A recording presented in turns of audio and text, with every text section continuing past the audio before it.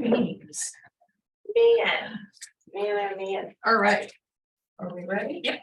Well, good afternoon. We're going to have her do a roll. I see my colleague, co-chair, Representative Baumbach is here, and I know that our other co-chair, Senator Townsend, will be joining us in a couple moments. You want to go ahead and do the roll, or who you see? Yes. So here in the office, we do have Lieutenant Governor, we have Mr. Wayne Emsley, Dave Craig, we have Bill Overly, Secretary DeMatteis, and then Mike Bagato. And then we have virtually, we have Representative Baumbach, Commissioner Navarro, Secretary Geisenberger, Senator Pettyjohn, Jeff Tashner, and Denise Allen. 3. So we got quorum. Yes. This is good. We have the quorum. Well, we'll go right into the agenda. Approval of our minutes from June 26th. Do I have a motion? So moved. Second. And a second. Any discussion from anyone on our minutes from June the 26th? All right. Somebody's phone's ringing.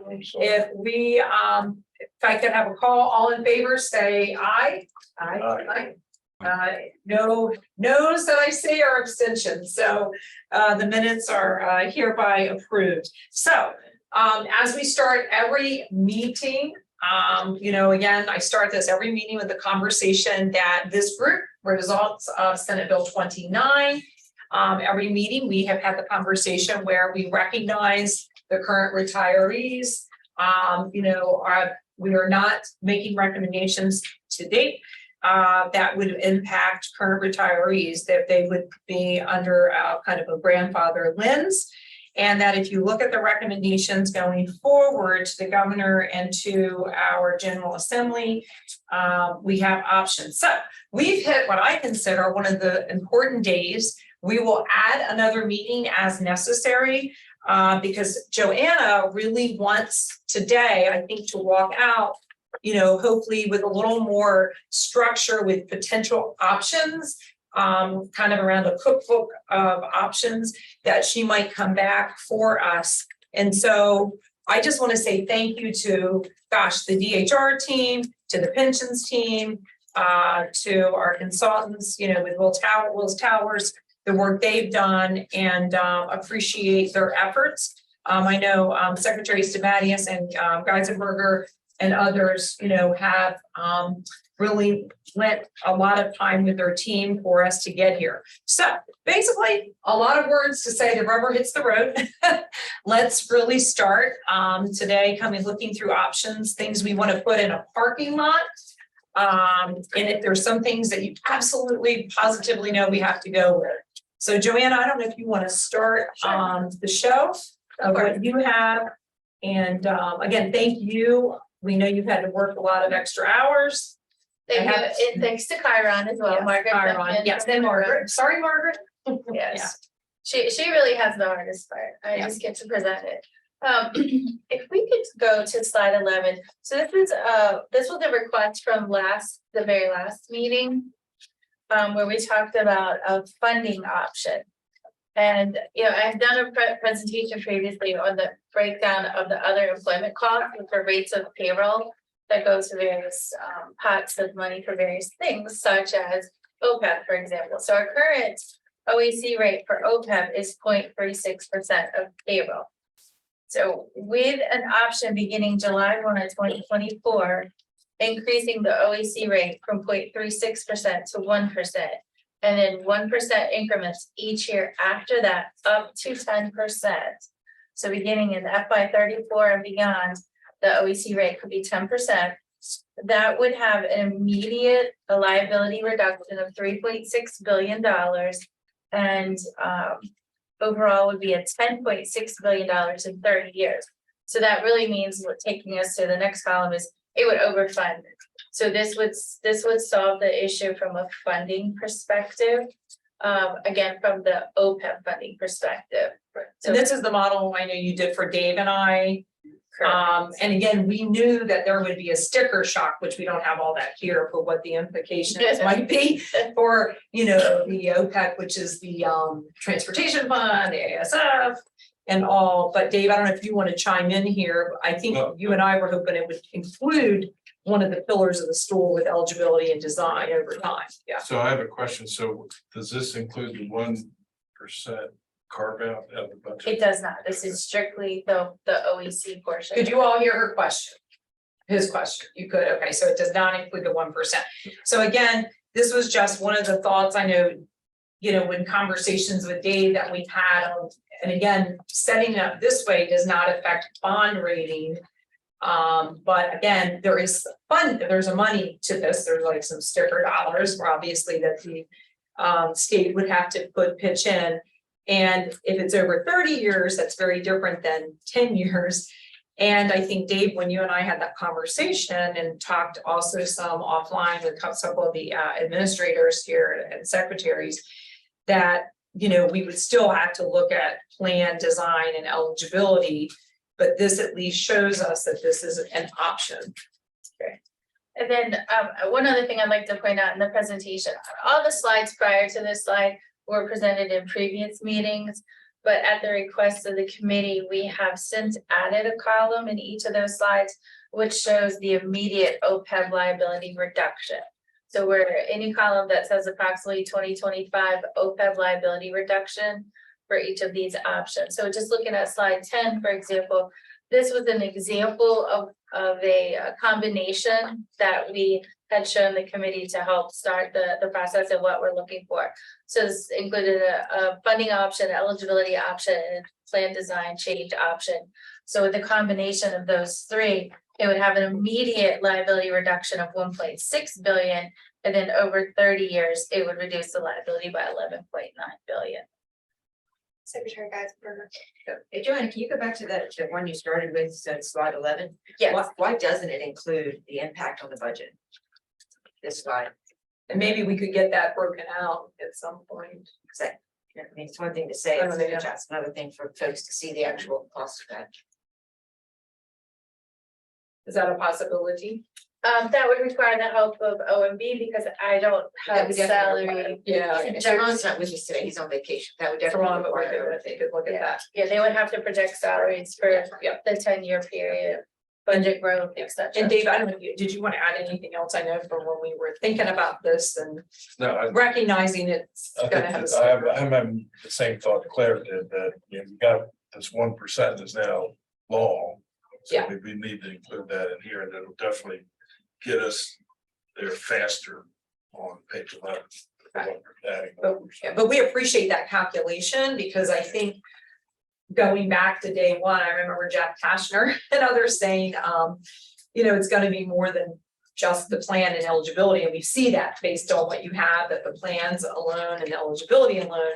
But is there a mechanism with the funding? And again, I think to your point, to the secretary and to Dave's, you know, breaking that out with OMB, looking at the implications.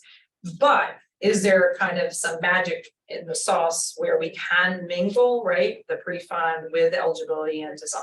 And I think the other part that's valuable, once we come up with our combo, we can take this a step further, because the one thing that these slides don't show is what the projected liability is going to be in 2052. Great, that was So helpful. we know what the projected we know the liability as of today. What we don't readily report on these slides is what the liability is projected to be. And I think that would help bring the whole Yes. picture together. And you would be able to do that, okay? Yeah. So you would have that, okay, great. Secretary Vandenberger, And I assume some of those assumptions, 1 second, Representative Obrey was speaking, I'll go to Representative Obrey, then I'll go back to you, Secretary Kaisenberger. Representative, go ahead. no, I assume some assumptions would have to be included, like the discount rate or, Yeah, okay. yeah, and some of these options I mean, I have don't know how an you immediate expect that, impact, right? So obviously the higher the discount rate, the lower the liability, or the faster we get to the 7% discount rate. Again, the faster the funding. Okay, great. Sorry, Secretary, I think you've been trying to comment, if you're there, sir.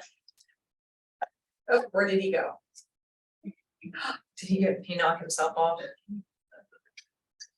He's realizing He's coming back in. Oh, here he is, hang on, He I have to put him back to. he must have got panelist. kicked out. it. Yeah. There we go. He's coming back over. Here he is. Secretary, you're back. Can you hear us? Uh-oh, Oh, we lost him again. he must be in, before he was in, remember he was in the Corbell garage that one day. He must be in the garage somewhere. All right, well, we'll come back. I'll text him. We'll come back. All right, continue, Joanna. Denise Allen just raised. her hand. Oh, Denise, question, go ahead.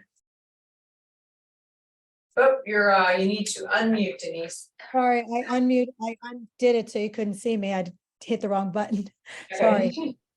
So it was just commented that about maybe we should look at the combos or the different eligibility benefits options before we looked at the liability. Like, should we be looking at should we be flip-flopping the way we're looking at it? I'm just providing guidance here. In my opinion, I feel like it's best to come up with your combinations, and then you can show the true impact of the current liability and the future liability. It helps bring a clearer picture of all the impact. So I think what she's saying, we need to do it kind of like a three-legged stool. Is that it? If you're a visual person, the piece you're mentioning, right, is a component, the benefit eligibility plan, but then also having the picture for the long-term liability. Now, recognizing that Senate Bill 29, has a limitation, and a lot of this is going to go through SEBC and to the governor and to the legislature. But I think the goal was to have all three legs kind of simultaneously. So Denise, I think in a moment, some of the slides we're going to get to incorporate some of those benefit issues and eligibility issues Well, too. what I'm trying to say is we want to make sure, like, when we identify our options, right, we'll be able to see what the reduction to the liability is immediately and in the future. But then we can also compare that to what the assets will be going into the fund, as well as the future liability, because again, depending on which options we choose, they may have a greater impact to the future liability than others. So once we get the options put together, I think it will help see the full picture. Got it. Okay. All right. All right, now Secretary Geisenberger, are you back? And then we'll go to our co-chair. I think Rick is having a microphone issue. He is. All right, you know what, we'll get him. Representative Bombach, we'll go to you while we wait for our secretary. Thank you, and I'm sorry I didn't catch this a few days ago, but can you make sure in the future that the impacted cohorts, where it currently says taxpayers on slide 11, it matches what we have on slide 2, noting the taxpayers includes current employees and future and retirees who live in the state of Delaware, and so that it's sort of, when it just says taxpayers, it sort of can be taken as, oh, it's these people and our retirees are not taxpayers. So I think we really need to be more complete in that description, as we are on slide 2. All right, other thoughts from folks, Mr. Wayne? Yes, thank you. On page 10, the 2052 liability reduction is 11.9 billion. And that results in a funded ratio change of 64.1 if you include the baseline, or 46.3 if you do not. On the next page, page 11, the liability reduction is actually a little bit less. It's 10.6 billion, but the funded ratio is 131%. I don't understand how those numbers can be so different. So I would like to defer to Margaret, see if Margaret. And Margaret, I'm not know if you heard him or not. We're gonna go back to slide 10. What was it, slide 10, hon? Yeah, 10, 10. 10 and 11. The Margaret reason already the got- reduction is larger on this slide is because we changed a benefit for the spousal share. The other one is no changes to any benefits. On slide 11, So on slide, I think what she's saying is we changed on slide 10, you see we reduced the spousal state share subsidy to 50%. So by doing that alone, it's going to increase, it's going to what's the word I want to say? It's going to further increase the liability reduction. It's gonna increase it more than just by simply funding, because you're making a plan design or a benefit eligibility change. Well, I guess my question then is, why doesn't the liability reduction dollar wise, which in this case is 11.9 and then 10.6. Why doesn't that reflect, why isn't that linear in the percentage reduction? I just don't understand how they can be so different. Margaret, So you're further reducing your expenses in this option by employees or retirees paying more for spousal coverage. All right, but the change that in in spousal turn- coverage is about 1 billion, if I remember correctly from the earlier slide. The numbers just don't seem to add up to me. I'm sorry. But Wayne, it is page 10, the budget number. Mhm. And page 11 is the OEC. Yeah, but it's the same, it's dollars, okay, and I'm looking at dollars on one column and it's 11.9 and that generates a 46.3 reduction. I'm looking at 10.6 billion on the next page and that generates 131% reduction. I just don't understand how. That's because you're putting more money in on slide 11. You're putting money in every single year. In slide 10, you're it's a different amount of money that's being paid. So the assets grow at a different amount. For these scenarios are two different scenarios in terms of the amount of money that's going into the trust. If I may, the Right. funded ratio looks at both the liabilities and the assets, but the liability reduction is only looking at the impact on the liabilities. So yes, page 10 reduces the liabilities by more than page 11, but page 11 provides much more into the assets than slide 10 does. And that's why the percentages are so seemingly out of whack, because the ratio includes two elements, assets and liabilities, and the liability reduction is only looking at one of those two. Is that accurate? That is exactly accurate. and then Secretary Geisinger, you're back. We tried 3 times. It looks like you're in his chair, safe somewhere, although now you're with us. Go ahead, sir. Are you able to hear me? Yes, we can, and we can see you. Okay. So I was not able to be seen or heard on my desktop, but my laptop is working. So Good. I've spoken to a few members of the committee individually about as we narrow this field to a certain list of options, we shouldn't just look at the funded ratio as the be all end all solution, because ultimately we need to look at what is the annual actuarially determined contribution. What are the benefits that are being paid out in that year? The funded ratio is important, but also what is the liability? So if the liability is being reduced by $2 or $3 million as a result of a particular option, but the actual liability itself is still increasing to $30 million, we haven't accomplished a whole lot. So I'm hoping that as we narrow this list down to a handful of items, that we then add some columns consistent with what the Retirement Benefits Study Committee looked at, where we also looked at the actuarially defined contribution, the benefits that are being paid out in those years, and the liability. That will help to show and answer the question of how much of the budget is being consumed by these contributions, because all of Margaret's assumptions, correct me if I'm wrong, Margaret, assume that the pay-go will continue to be fully funded at whatever it is in that particular year. And one of the reasons that the funded ratios go up in that OEC model, or that they go up in this 1% model so substantially, is because without design changes or eligibility changes, the amount of pay-go keeps rising. Certainly the dollar amounts keep rising, and in many cases, the percentage will keep rising. So I think it's going to be important to show that graphically to this committee. I'm not sure doing that for every, when you're looking at 20, 30, 40 different options, maybe not productive to look at that. But if we can narrow the field to a handful of options, as we did in the Retirement Benefits Study Committee, graphically showing people how this is impacting the budget, how it's in fact impacting the total cost of benefits as a percentage of the budget, how it's impacting the actuarially defined contribution is going to be really important because that pay-go piece is such a huge percentage of the overall cost.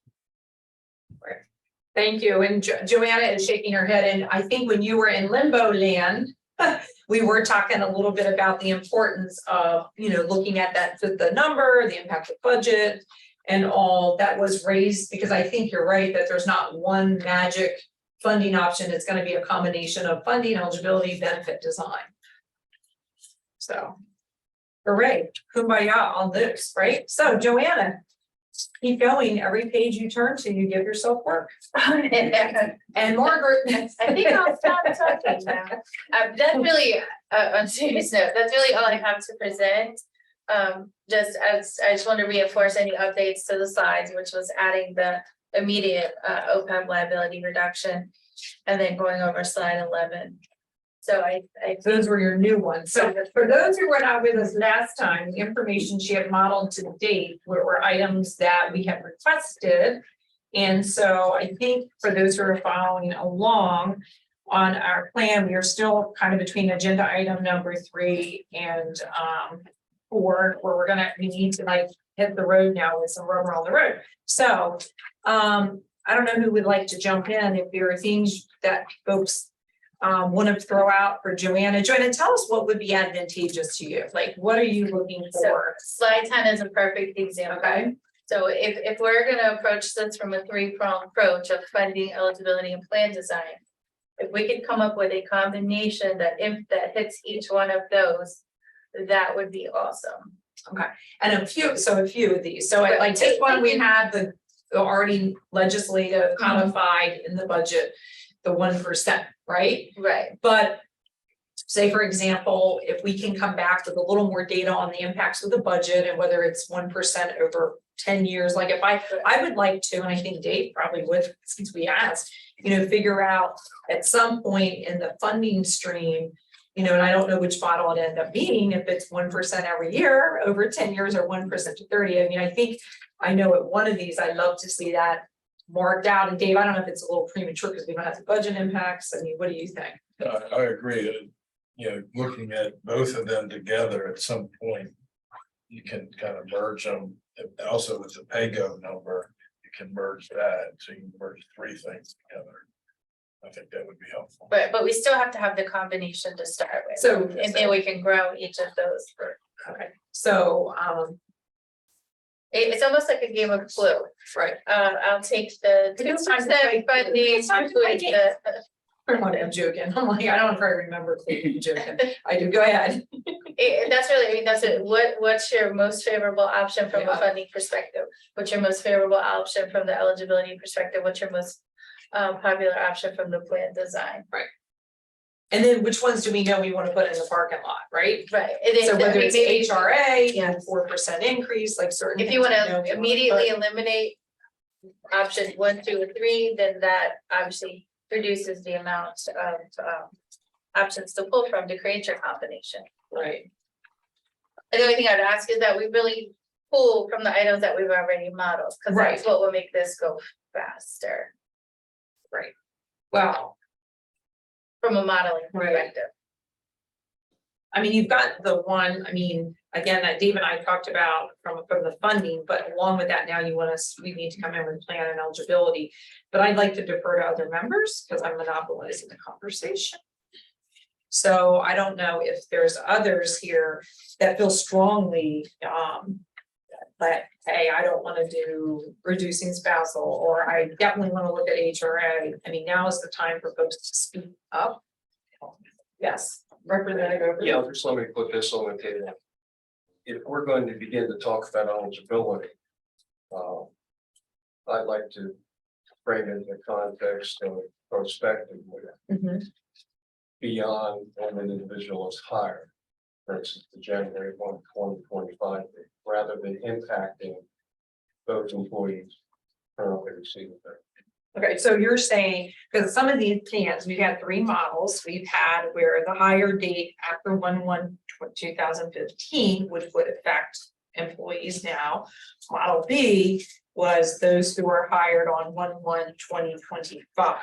And you're saying that on, you would like to see that on all or just on certain proposals or? No, and all, and I have this caveat, we still have the issue with state police and co-ed, who I'd like to see remain whole in terms of what they currently receive in terms of benefits. Okay. So they would be my two interests moving forward in terms of eligibility.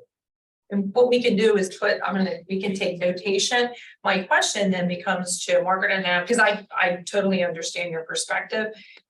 As we look at these models and to my co-chairs, I know Senator Townsend, I know was joining in, and Representative Bombach. I mean, when you look at the funding, there are differences when you make those changes. And some, they're not really substantial at all, and others they are a little bit more substantial. And again, I don't know if the committee has strong feelings on this. I mean, it would certainly help them. They've been giving us 3 models on everything. So, I'd like to make a motion. I move that we put in the parking lot, to use your term. and I don't even know if we need a motion for it. We can just put Well, something in the parking well- lot. Go ahead. I think that anything that has a 2% or less reduction in the 2020-52 approximate funded ratio. I think anything that's 2% or less, we ought to just forget about. It's not worth the hassle for 2%. I don't know. I mean, I would like Well, to. that's my view. That's a view. I'd like to see some other people's comments or thoughts on that. Representative Bombach and Jeff Teschner, and then Secretary Eisenberger. Representative Bombach. I'll just go. Secretary Geisenberger, raises the issue that, and I will tell you, I'm a little frustrated at this, what I think is a fact.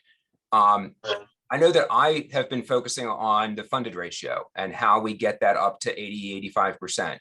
And I think early in our March meetings, that was one of the things we spoke of. And I spoke of, why do we have these other columns? It seems like we should be focusing on that. And I thought we had a consensus that that was the right thing. What Secretary Geisenberger has presented today is that that presumes that there is some growth that could be big, could be small on the OEC, the PAYGO portion of what is spent that year for healthcare for employees and for retirees. And that percent isn't presenting that. And that is something that is, we look at the 1% of budget that we've, put into Senate Bill 175, that affects the budget and we have visibility to it. Well, I think Secretary Geisenberger is saying, if we don't make some changes, for instance, on eligibility, it may only be 1.5% of something, which I agree that if that's the only number I'm looking at, that percent of funded, I'm going to say it's not worth it.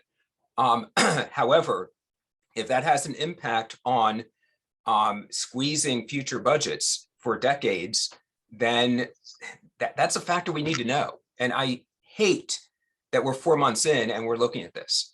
I'm very frustrated that we didn't have this in March. I think we do. I would love to get a whole bunch of things in the parking lot, really would. But if some of these things have an outsized negative impact on squeezing future budgets, I don't think it's being presented in, for instance, the slide on the eligibility, the 4 choices and the 3 models, the 12 permutations. I'm not sure we have enough information to justify parking lots. And again, I'm going to just reinforce, and I'm frustrated that we don't have the information that I think we should have at this point to make the decisions that I would love for us to make at this point.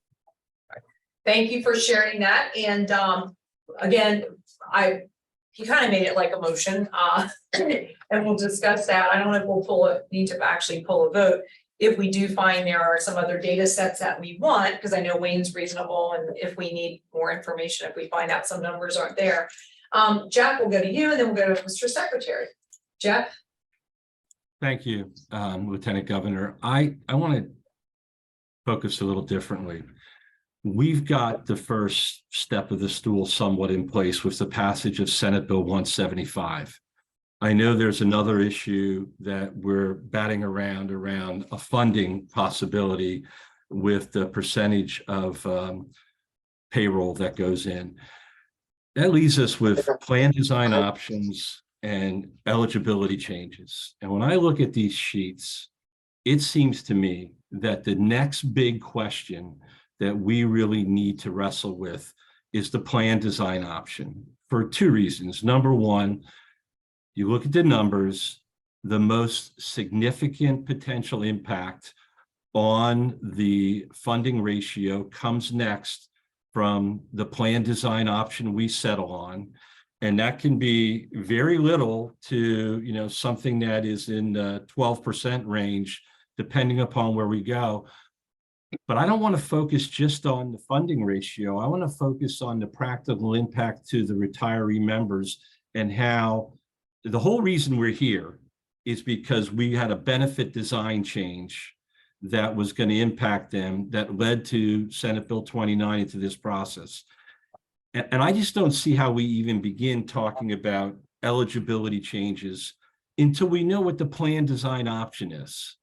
And, you know, my suggestion, and I don't necessarily know where my final head is, my decision on this, but I think as a group, what we really got to decide is what's the plan design option? Because that is the next big piece that will be added to the funding change that'll tell us where we are before we even begin talking about eligibility. So that's what I want to put in the room. I think our focus should be, what are we going to do next on the plan design option? We have a number of things that are in play that are on sheets, I guess, 4, 5, and 6.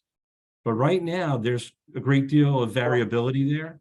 And my 2 cents, we need to make that decision next, and then finally go to possible eligibility changes. No, and that's fine. It depends on, right, your approach to the three-legged stool. And honestly, we could jump right there. Before we do go there, I know we've had a couple other hands come up.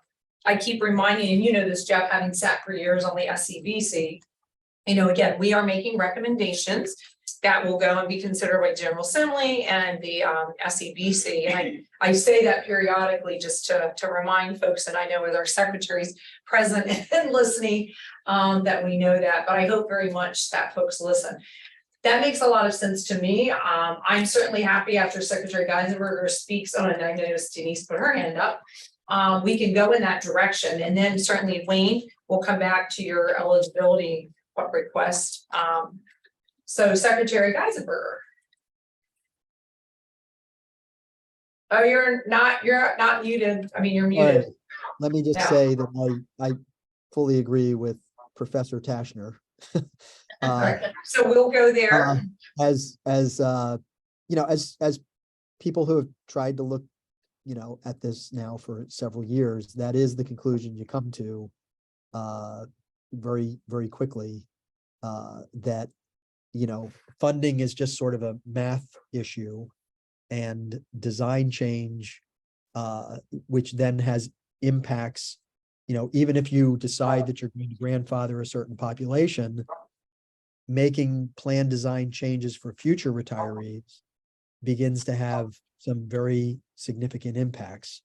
And, you know, the eligibility issues are difficult. They don't yield much change at all when you say that you're going to grandfather every person who's currently an employee, keeping in mind that we have a lot of 18, 19, and 20-year-old employees who wouldn't even realize that eligibility for 40, 50 years. So, you know, until they reach age 65. So, you know, if the eligibility change, and this is kind of where we ended up in the Retirement Benefits Study Committee, becomes sort of the thing you do to get you to that 85 to 100% range,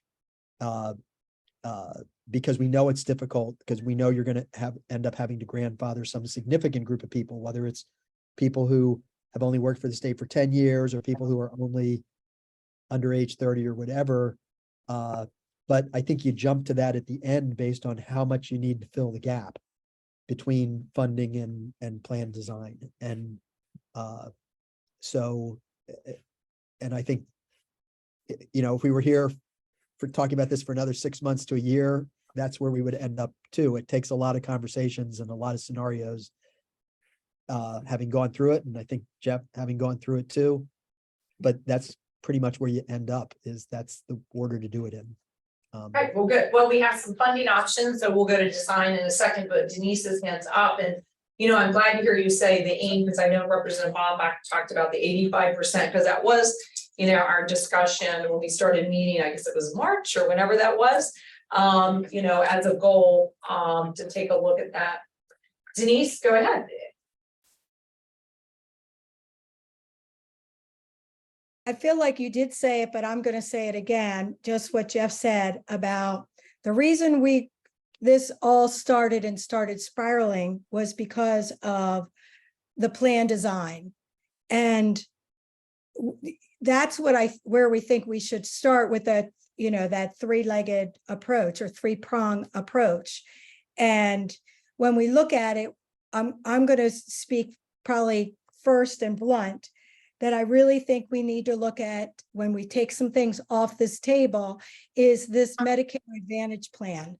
And I'm going to tell you right now that I have not gotten one positive thing or thought from anyone, not one person.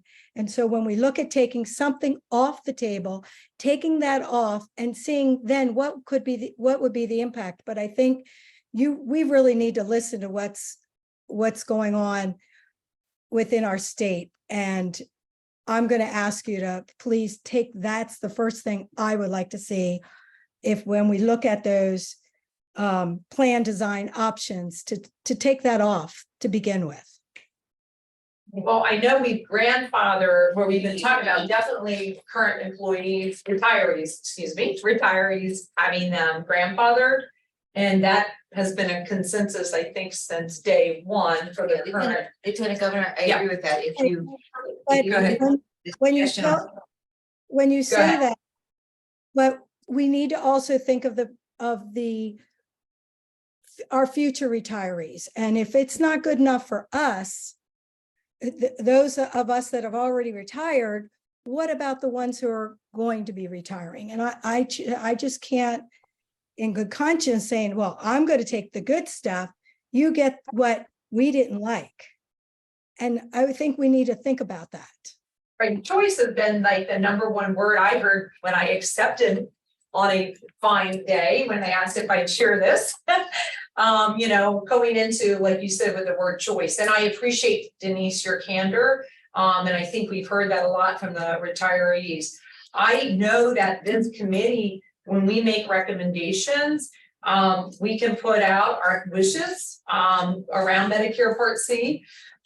Again, we will forward them. I know it will go to the SEBC, and I believe our secretary was going to add something, or maybe I found it. Exactly along the lines that you were saying, that I think it's important I think we've set out there that if we grandfather everybody who retires before 1/1/25 and put them into a Medicare supplement plan, that's 65% of those folks who retire before 1/1/25, 65% pay no monthly health premiums. So that 65% would be Medicare supplement. If we offer a choice for those pensioners who retired after July 1, 2012 and pay some percentage of their monthly, we saw in this most recent round with Medicare Advantage that 600 pensioners for the first time bought into the state healthcare plan because they could afford it. So if you take Medicare Advantage off the table, you're taking potentially pensioner healthcare off the table for some 600 or some number. We know 2,000 plus state pensioners who pay some portion of their monthly premium, which is some 35%. We know that 2,000 or so then would have had their monthly healthcare premium decrease by more than half if they had the Medicare Advantage plan. So I don't see, you know, for some folks may want it off the table. We're saying we grandfather those who retired before July 1, 2012 and already are paying no healthy monthly premium. We're saying we grandfather them. I don't see that taking Medicare completely off the table for everybody else for the future of state government is the way to go. Thank you for that conversation. That's why we're here having an open conversation, right? I mean, we know that we have different opinions, Could yeah. we agree to take the notation that's on page 6 Mhm. off the table? What's in that? Well, that to me appears to be a reincarnation of what has gotten us here in the first place. What line? I can't see. The whole, oh, here. There's Point it to me. only one thing on page. 6. Okay, let me find page 6. I gotta get my new reading glasses. All right, where are we? There's only one item on page Okay. 6. And that's essentially saying redo Medicare Advantage the way it was originally, as it was formally. But wait, that goes to the point I was just making. The Medicare Advantage plan would be an option, would be a Well, choice. and there are, but Secretary, if you look at page 8 and page 9, they do list optional plans. And I, you know, what I'm saying is, let's take Medicare Advantage for all off the table. And to me, page 6 is that. And I'm saying, let's get it off the table because I don't think we want to go down that road a second time. So, But I think it's certainly worth discussing the idea of providing future retirees with a choice to select Medicare Advantage if they care to. Repeat that, I want to make sure. I Yes. understand. I'm saying, can you all hear him? take Medicare Advantage for all, which is what I Singularly, see. the only plan Which is option. what I see page Design 6 to option. be. Okay. But leave on the table, at least for the moment, the recommend or the options that are listed on page 8 and page 9. It's just page 8 and page 9.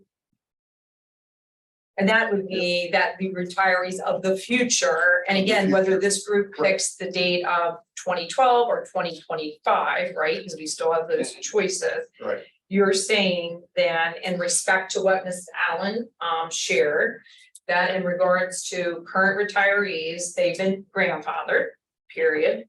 That they would then have some type of choice that might include at their selection Medicare Advantage. Right. And I think what I'm hearing you say is, instead of saying the only choice for future retirees, remove that from the languaging. Just And I don't know that the take group's page feeling. 6 off the table. That's my proposal. That gets us moving. Representative Ramon and then Jeff Tashner, Representative Ramon. Thank you, Madam Chair. I would suggest, I hate to be redundant, but you know, this is multiple issues, not one. The reason why we're here is because the retirees currently very much felt surprised and did not like what the surprise was. It was that simple. There wasn't enough time to educate and communicate. And we didn't do that well, all of us. The fact of why we're here now is, I think we're trying to create something that's fair and equitable to everyone. I feel eliminating choices is not very well cited at this moment. I would suggest more choices is better. And what you do is, if I heard a concern that, well, those currently working should be able to get the same as those who have retired. I would probably break that middle group into 2 groups: those currently working that are within X amount of years of retirement, and those currently working who are not X amount of years from retirement. And you give them choices of their health care that also may blend some sort of a modification of compensation, because I do think it's a package and something we haven't talked about.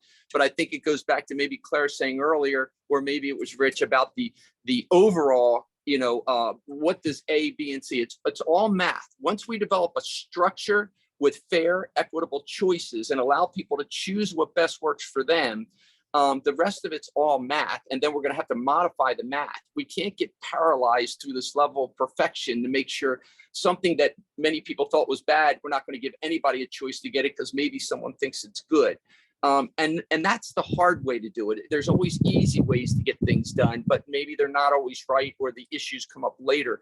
The hard way to do this is to create, a mechanism by which our seniors, our retirees are satisfied and have an equitable choice, that they don't feel they were cheated in the years they worked. Those who are still working, maybe are close to retirement, they have an option. Further from retirement, they don't.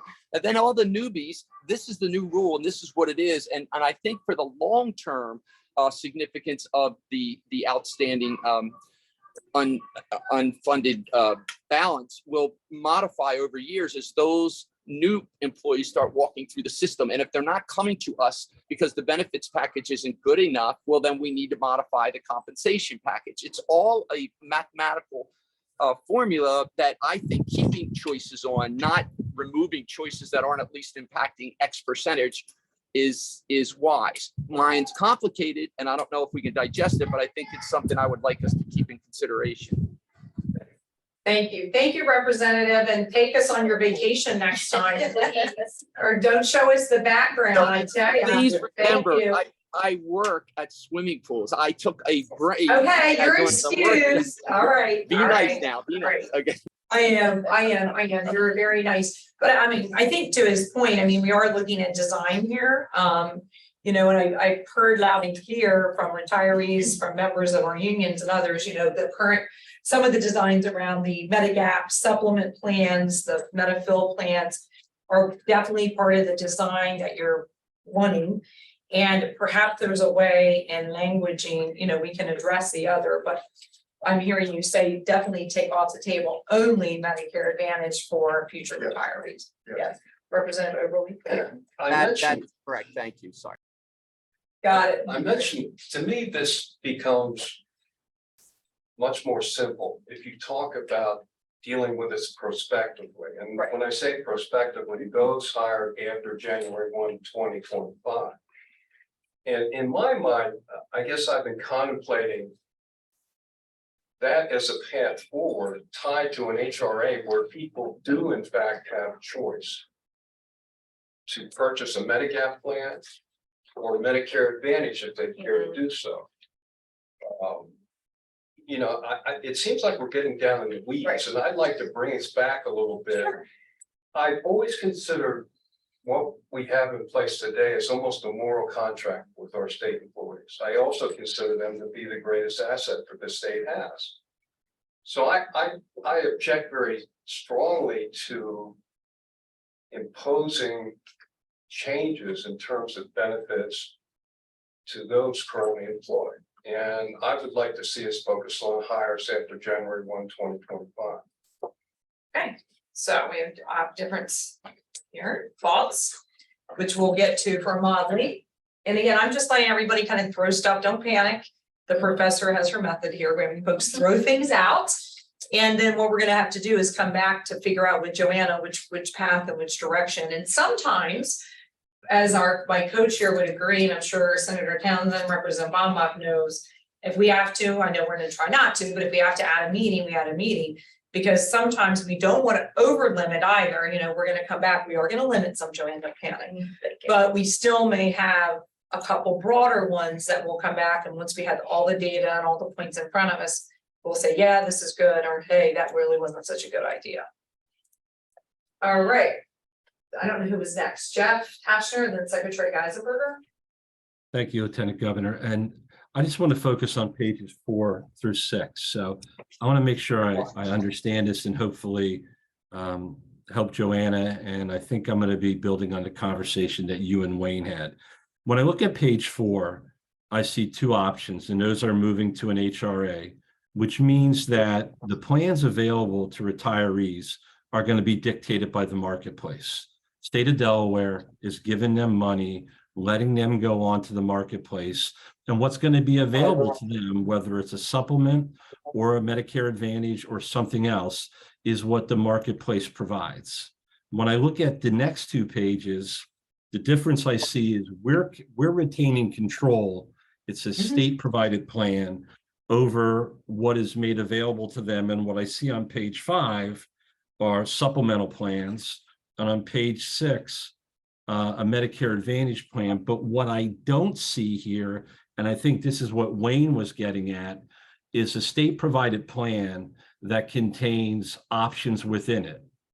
And if I missed that, I apologize, but I don't see on our sheet of options that state-provided plan where we still have some control over what the plan contents are, that provides retirees, regardless of what the cutoff is, an option between a supplemental plan or an advantage plan if that's what they want. And I think, and again, I've looked at this, is that what page are you on, page 8? Page 8, Slide 9. Page 8 and 9. 8 and 9. I think you threw me off when you had the eligibility change there. I mean, I think that's what we need to focus on, because what I'm hearing from people is that desiree, but the desire for choice. But what I would like is this without the eligibility change. I just want this plan designed by itself, so I know what its impact is. And that's something we don't have yet. We have it rolled in with an eligibility change, which I don't think we're at Right. that point. I would like Joanna to answer. I think there might have been a typo in the chart. Go ahead. Is it eligibility was not included? Say it. Well, we reported both of these new at the June 26th meeting, so I could see where it could lend to some confusion. Slide 8 is just the plan design change. Slide 9 is the eligible. It's So that 8 same, is design. yeah. So 8 is design, page 9, slide 9 is the design change with the eligibility option. And Jeff, it's clear. I think on slide 9, you know, as you know, and several people at this table know, the General Assembly in code changed the eligibility for the percentage that you have to pay your monthly premium. So when they made that code change, that anybody who retires after July 1, 2012 had to pay an incremental part of their monthly health care. I think that's the eligibility piece of slide 9 is changing that. Not changing whether spouses are covered or whether you don't get your health insurance until you turn a certain age. I think it's the eligibility piece is the percentage that you would pay if you selected the Medicare supplement plan. So I just want to confirm with Joanna and Claire. So then slide 8 is a state provided plan, which creates the potential for the member to choose between a supplemental plan or a Medicare Advantage plan, and it still maintains the 100% for those prior to the cutoff date in 2012 and the 5% that they pay after that cutoff. It doesn't have any further change in eligibility. Is that right? That is correct. And what's modeled specifically here is the impacts for retirements on or after January 1, 2025. So what Bill was saying, the 1/1/25, which would be your new hires. In this case, this is new retirement. Yeah. What was I mean, new modeled, but yeah. retirement, excuse me, Yeah. not hires. This is new retirement. Retirement, not higher. Not higher. Higher. And Bill would like to see it with higher date. Yeah, I'd like to see the numbers from with higher dates. On a higher date. I think you had it at Model one A. point, Joanna. I don't believe we have it on On this one, but you I just can had it on just the tell you, other it's gonna have minimal impact because it's a new population so far out. Mhm. So Joanna, it's- for that, I'm just trying to tease this out, for that group of 600 or so that Secretary DeMatteis referred to, this would not impact them because they've already retired, right? That is correct. Right. So what would be the impact if we were, because you're giving people a choice, what would be the impact if we were to look at this possibility? And again, I'm not saying that I agree or disagree. I'm just want to explore all the options. And we were to make it applicable or as soon as we decided to go with this. If the state decided to put this into place now, everybody has a choice. So nobody that's currently in something could be forced to move to something they don't want to. What would be the difference in the impact rather than the 1/1/2025 date? And if we don't know that, that's something I'd be interested in seeing at a future meeting. So Jeff, let me make sure I understand what you're saying, and I think you make a good point if I'm understanding you correctly. So in referencing those 600 people, we're saying they wouldn't be eligible for the choice because they retired prior to 1/1/2025. I don't Right. think that was the intent. I think the intent was to offer a Medicare Advantage plan beginning with 1/1/2025 and allowing people to have the choice. Is that correct? Yes. But anybody hired prior to 1/1/20 retired prior to 1/1/2025 would not be impacted by the state share. Correct. Okay, I think I'm following you. I know it's a lot. Yeah, I mean, obviously that 1/1/25 date is what's driving all of this. That's the Medicare calendar. That's when Medicare coverage starts. Mhm. Open enrollment then would be October of this year, 2023. So that really is why we need the recommendations by this October, so that then the SEBC can go out to an RFP. And then decide on a plan so that we can get everything in place by open enrollment in October of 2023.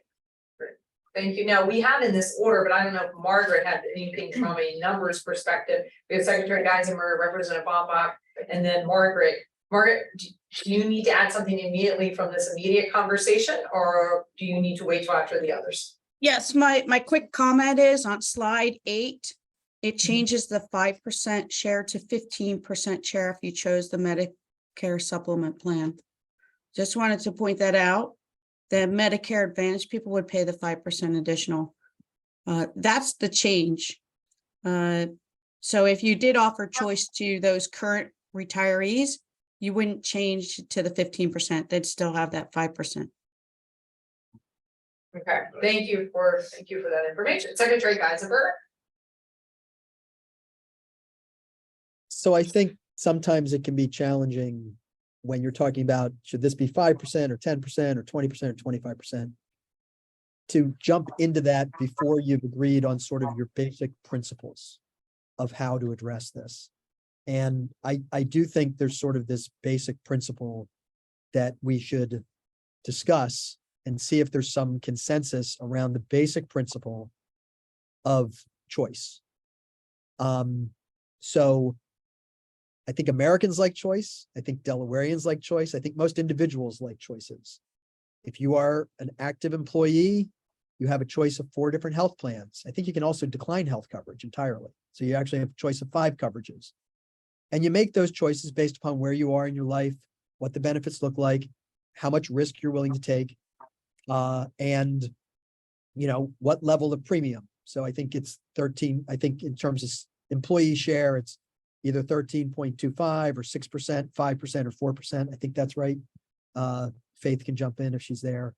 And that's how people choose among the 4 different options. If you're pre-Medicare, you have those same 4 options. You can look at the plans, what they offer, what they don't offer, what works for you, what percentage. And in the case of a pre-Medicare retiree, they're also probably looking at, did I vest in 50% eligibility, 75% eligibility, or 100% eligibility? And that becomes part of their thinking. But they have all these different choices. It seems to me that retirees, certainly future retirees who are used to that system of choice, also like the idea of choice. I think there are some current retirees who would at least like the option of something else other than a plan they feel they can't afford. Frankly, I think that's a choice we should offer to even current retirees. But if current retirees don't want any choices, I'm fine with that too. But I think we need to come to get some consensus. Are we willing to support a plan that has choices with different designs and different levels of what you may have to pay? Because if we can't agree on that, if we can't agree on the principle, there's no point discussing a lot of these other things. I hope we can agree on the principle. I think it's consistent with certainly how I think. I mean, I've had many choices, different health plans I've been eligible for over the years, both as a state employee and the private sector. And I've always had options. I've always had choices to make, whether PPO, HMO, whatever. I think most Americans, when they become Medicare eligible, have many different options. Most retirees, including from various county plans, have different choices. We don't do that right now. And I think we need to first sort of cross that threshold and then talk about, okay, well, if you agree on that, what are the different plan options and how do you differentiate between them from a cost perspective? And some of those data points will come. Thank you, Mr. Secretary, and having like a Groundhog Day reinventing moment. Because where you started and topped was what we said in March when we started our meeting, which is good. So you brought us back full circle, which is a good thing, because that tells me we're on the right path. Because having the choice and having those options are critical. So we're going to get to those in a second. I think, you know, I'll throw something out here in a minute that hopefully gets us going there. Representative Bombach. Yeah, I have two comments on what previously was said and then a new one. For Mr. Tashner, my understanding is that when Medicare supplement is provided as a choice, I don't think it's intended only for those who retire after 2025. I think those who retired beforehand, it would be available to them, you know, under some copay kind of stuff. Twice, Secretary DeMatteis mentioned open enrollment decision starting on October 1st, 2023. I think she meant 2024 in both times that she stated that. I think that was just a misstatement. I just want to get that out there. Yep, you're right. That's true. Okay. Thank you for that. Yeah. She just got her deadline in her mind, worried about the contract, the RFP that's due in 23. Exactly. I don't want retirees to be panicking saying, oh my God, we're gonna, you know, get this after decision in No, they're October not. 1st this year. No. She has to have an RFP in place. That's what she's thinking. I know that. I just want to make sure everyone else. Yes, we know that. Nothing has changed. All the retirees up to this point are grandfathered in. I think I say that every 30 minutes, so. So I do want to speak a little bit about Medicare Advantage and the state providing that as an option. Options are good as long as the options are good. Having options is good as long as the options are good. It rankles. I feel like I'm grumpy old man today, and I apologize for that.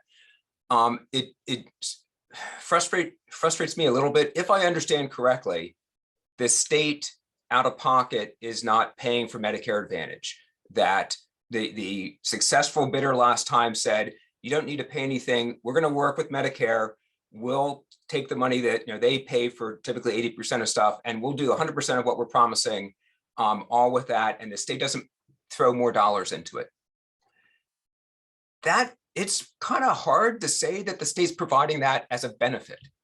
If it doesn't cost you anything, saying you're providing it doesn't seem entirely honest. And I have a big problem with that. And if Medicare Advantage is available for our retirees in the open market without any upfront money, just giving up your traditional Medicare and you get Medicare Advantage instead, I don't see how that's a great option to provide and to be proud of providing to our state employees. So I don't want to let that go. And as I always say, I'm just a member on this subcommittee. So, you know, I don't mind getting outvoted. It happens to be all the time on the House floor. That's fine. But I do want to raise the issue of, and I think maybe Ms. Allen mentioned this, you know, we do want to feel good about what we're offering to our retirees and our new hires and our future hires. And as she mentioned, we've only heard one view on Medicare Advantage from our retirees and from a lot of other folks, and that is keep it the heck away. So again, it's good to have options as long as the options are good. That's it. Thank you. Thank you, Paul. And I think, you know, a lot of what you raised will go to how RFPs are written in the SEBC, SEBC votes and moves. In the meantime, the one common theme I think we are absolutely hearing is the fact that the current retirees are grandfathered and that we are looking now at options. The one thing I heard was consensus around page 8 with the benefit design option.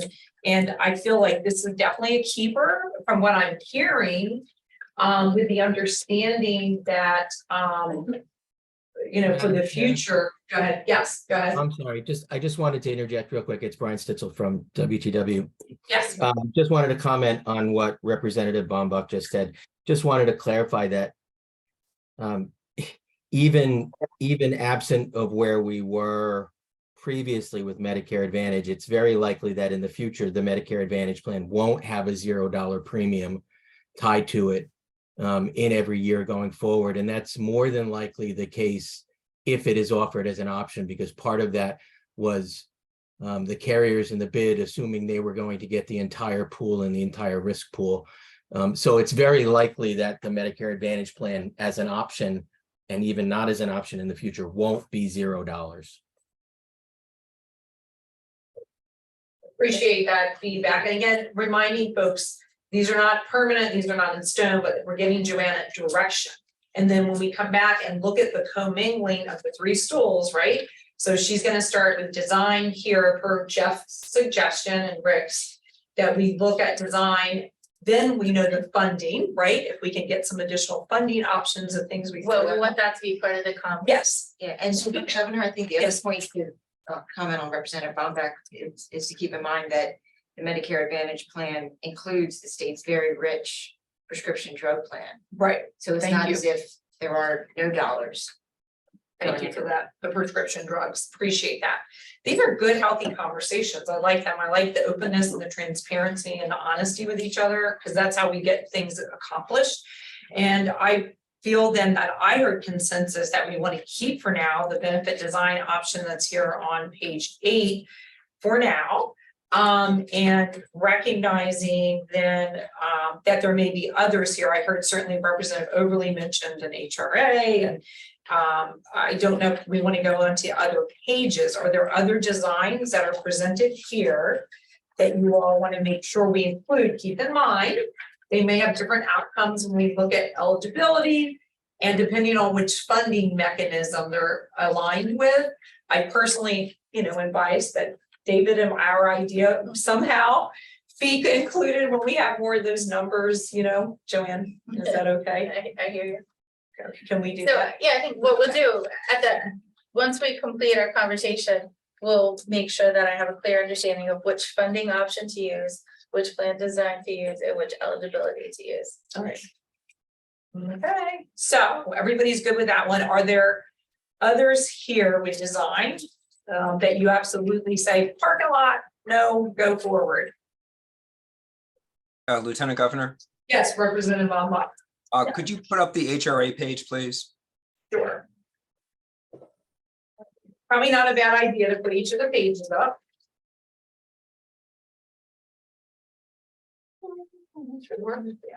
There you go. So, and granted, all we're looking at is funded ratios. And I understand from Secretary Geisenberg, there's another piece of data that we don't have on this, but given what we have here, and I think I said the same thing at the last meeting, the 4% changes nothing on the dollars between 0 and actually makes the funded ratio worse. So I don't imagine, given our charter, that we should be choosing the 4%, the second line. I think that should be a parking lot because it does nothing to help the OPEB funding issue.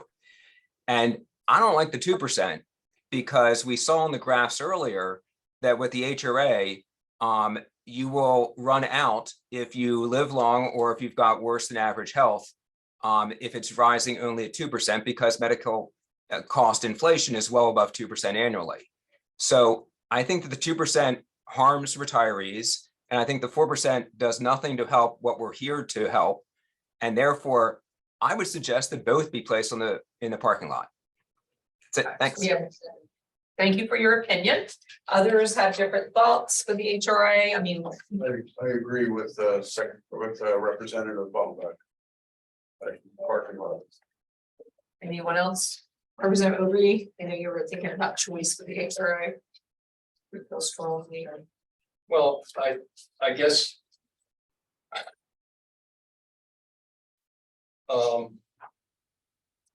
I'm kind of all over the map at this point. We've gotten so far down in the weeds, and at the onset, this seemed like a fairly simple. Right. Process and potential outcome for me. So I'm just in a quandary at this point. I do have philosophically and personally a very strong objection to impacting current employees in terms of their benefits and eligibility. And I've been pretty consistent in that moving forward. Just that I use the term moral contract. So the HRA to the 2% makes sense to you probably then, is what you're Well- saying, and maybe keep modeling that, but I think all in. Well, this goes back to Secretary Geisenberg's original committee, which I sat in on, and that was one of the the options that was held forth moving forward, Right, you know, an HRA with an escalator. right. That was March of 2021. Okay. Yeah. So, or November of 2020. Yeah, okay. But again, that may not be the purest solution to the problem. But not put it all the way out at Yeah, this point. I mean, here's what I'm trying to balance in my mind, with the 1% of prior year's budget dedicated to the OPEB liability.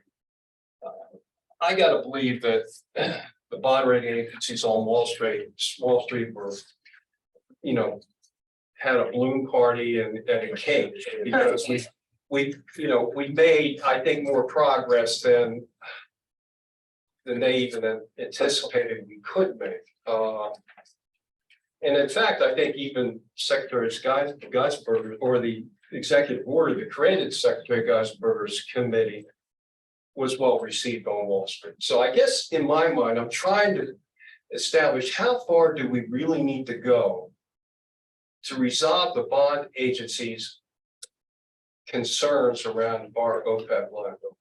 Right. And I So think, I'm just trying to share with you some of the thoughts that I have running around in my brain in terms of how onerous do we really have to be in terms of eligibility, modifying the benefit structure, moving forward. So, and it is, you know, we are a recommending committee. And so what I heard Representative Bombach's angst was to those who perhaps live long, you know, dying young is, I'm not gonna say that's not cheaper, but living longer. So you have to, I'm not being mean saying that, I'm just being factual as a nurse. As a nurse, we're not terrible numbers. But we really, if we do move forward with the HRA, perhaps, and I know Willis Towers had talked about this with some of the 6 other states, Rhode Island and others, where there was some discussion of some supplemental or some other option that was created for those who fall in that unique caveat of those who might need extra support or supplement or whatever with the HRA option. So Joanna, how difficult would it be for slide 8? And then if we were not to do, I heard clearly the HRA with 4% not, but the other to keep the HRA. Well, one more go around. Again, you still need to pair that with funding and eligibility. Right. But I comment on what Representative Yeah. Oakley said. I share your thought, Bill, about how much do we really need to do to calm the folks down in the body stores. And my view is the longer we can stay with as close to what we have now for both employees and retirees, the better off we are. So if for example, we were to say, okay, well, we're going to go to an HRA. Well, once you go to an HRA, it would be probably impossible to go back to this, essentially the special medic fill that we have now. I know that's not a generic term, but so to me, if we can come up with something that provides choice and for folks who want to do that, to make that choice, again, a higher personal risk perhaps, but if they care to do that, that's their decision to do. And perhaps they'll end up saving money to do that, which is good for them. But keep what we have for as long as we can, as similar as we can for as many as we can. And so to me, I'm real comfortable with taking both of the HRA proposals on page 4 off the table, because they move us away from what we have presently. you know, and that's fine. You know, I go back to, I guess my question, how far do we really want to go in terms of reducing the OPEB liability? Is it the 80? You know, I spent 34 years in the General Assembly, and for almost every one of those 34 years, every year, particularly when I was on Joint Finance, I heard about the OPEB crisis, and yet we never did. And now we have to address it. So now we're at a point where we can address it, but my point is, how far do you really need to go? Right. To address the problem. And I see it as we need to provide proposals to the governor's office and the legislature.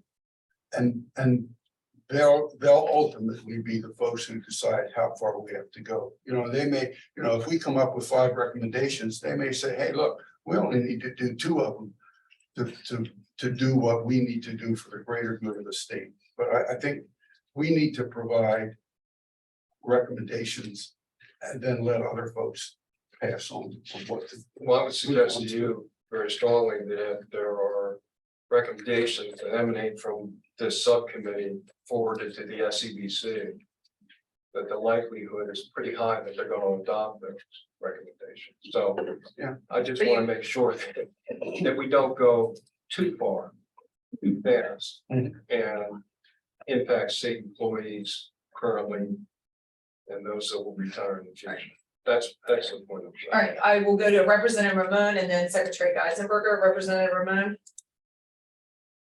Thank you, Madam Chair. I would suggest, I think the most important thing here we've done is we've discussed so many opportunities forward that has created so many more tools that those who are putting together all these potential paths forward could use to at least address each different sector that needs help. Well, it's like I said, it's all math, but we have to digest a modification to the structure first. So why would we park anything without letting them go back with the tools they have? It's very clear what we want. We want those who are retired to have the security that they've been promised when they have their jobs. We want the current employees to be in an environment where they have the security, or they could have a choice maybe to modify pay or other things that could be blended in that. That's that global picture. And then the newbies, we come up with something new.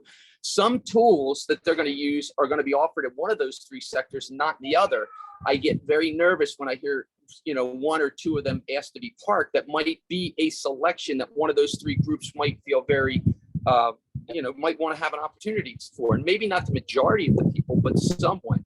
I don't want to make it overzealous as far as the ability to implement it. But the problem is, when people know what their choices are and they have a fair amount of choices and they don't feel anything was pushed down their throats and they understand the situation, I think the byproduct of that is going to be a happy Delaware. And that's basically what we're trying to do.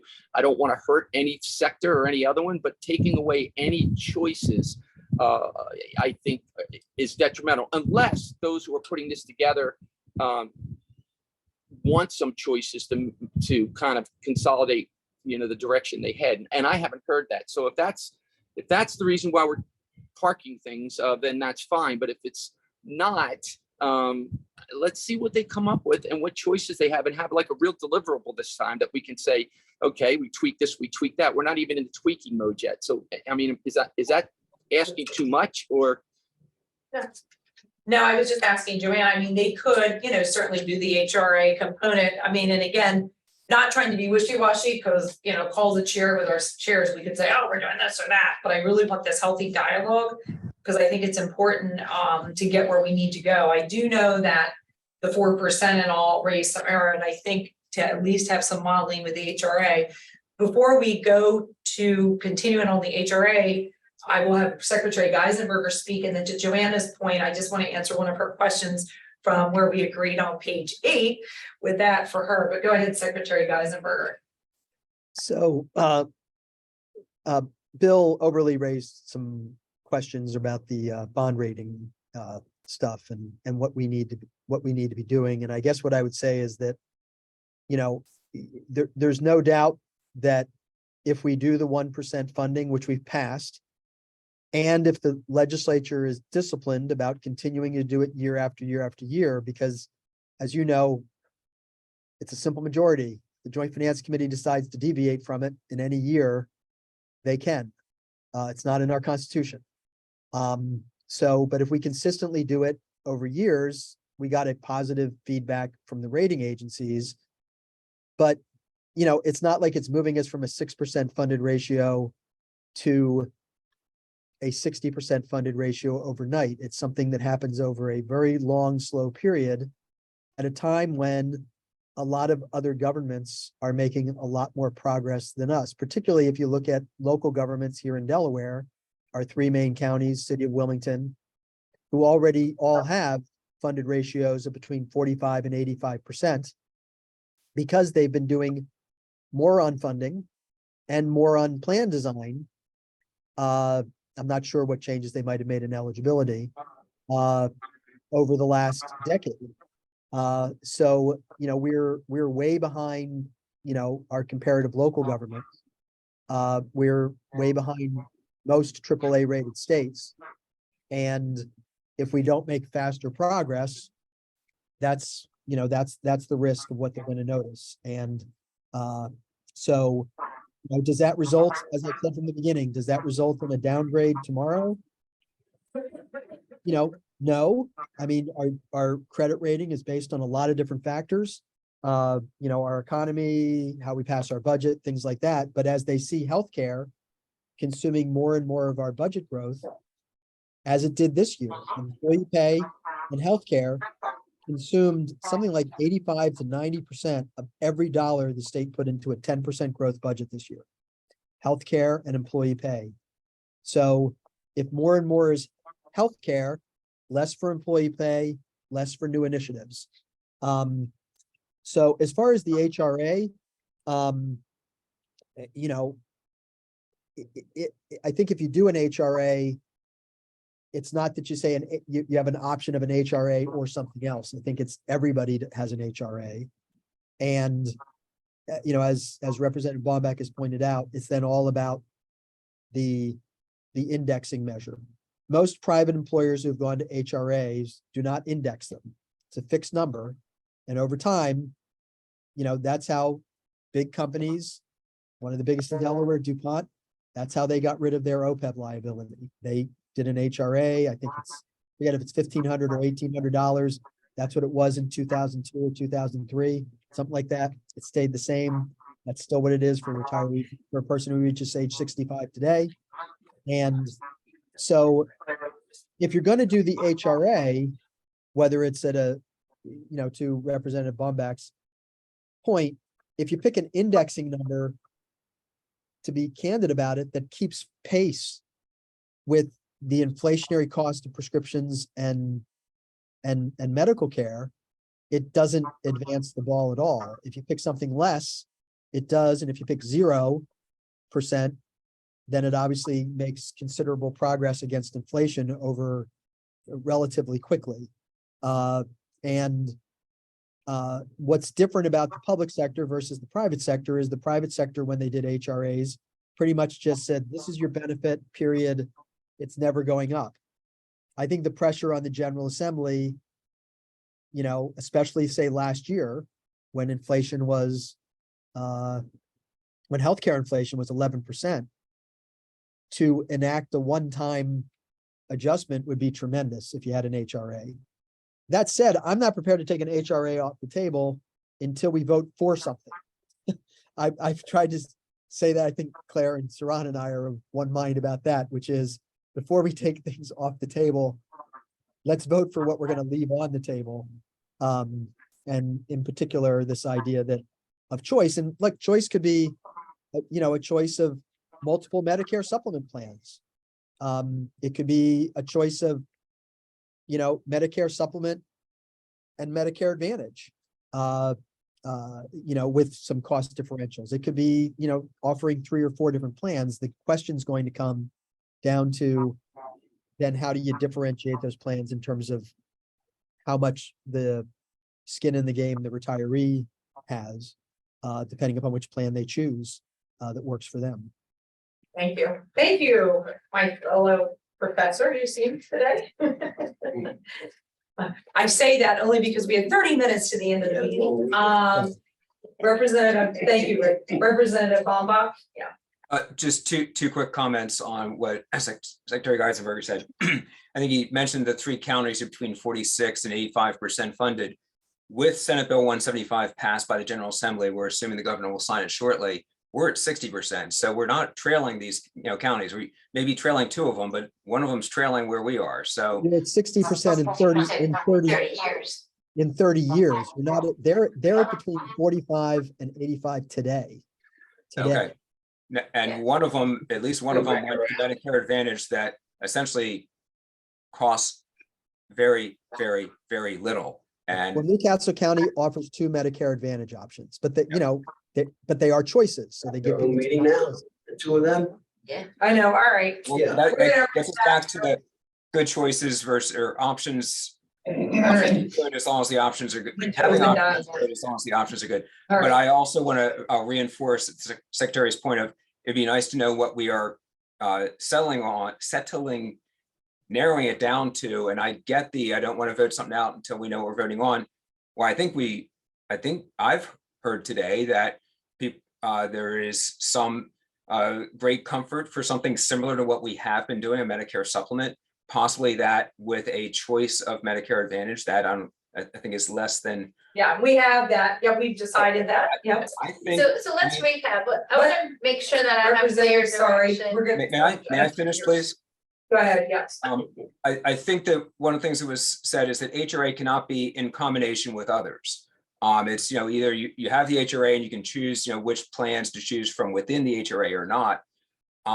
As the Secretary said, the way to make it save money is to reduce your indexing, and 4% you save no money, 2% you save a bunch of money, 0% you save a whole bunch of money.